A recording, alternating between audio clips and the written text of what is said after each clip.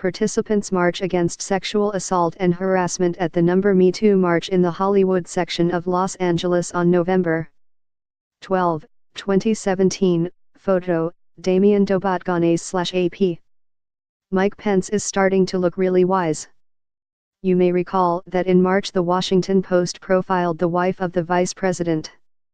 In that piece, a 15-year-old interview Pence had given to another publication was dragged to the surface. The shocking revelation?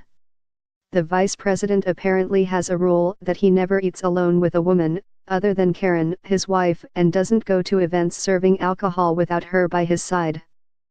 Feminists let out their collective roar, claiming Pence's strict stance places women in the workplace at a disadvantage over male colleagues.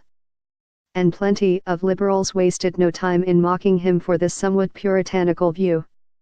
In Pence's worldview, men have no self-control, and women are either temptresses or guardians of virtue, claimed a headline in the Huffington Post. Now, just months later, many of these same outraged feminists have fueled the Me Too movement, which risks turning every man in the workplace into Mike Pence.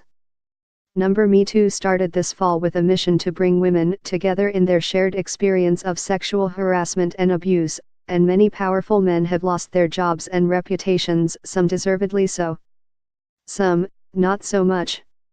Many women are taking this moment too far by refusing to differentiate between actual abusive behavior and other actions that would be better placed in the awkward or distasteful category.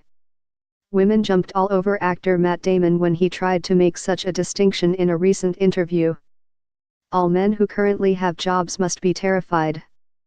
The standard for what constitutes harassment is alarmingly low, as was made clear last week with the Detroit Free Press rash firing of editorial page editor Stephen Henderson. As Henderson has explained on his radio show, the two women in question hadn't accused him of harassment.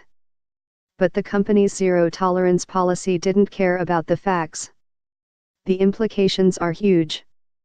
As a woman in a traditionally male-dominated field, I am concerned about what the Me Too fallout means not only for me but for the women journalists who will come after me.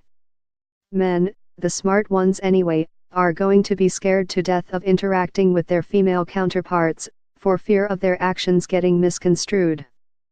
For instance, a recent poll from The Economist found that young people, 18 to 30, have some very strict ideas of what's acceptable behavior.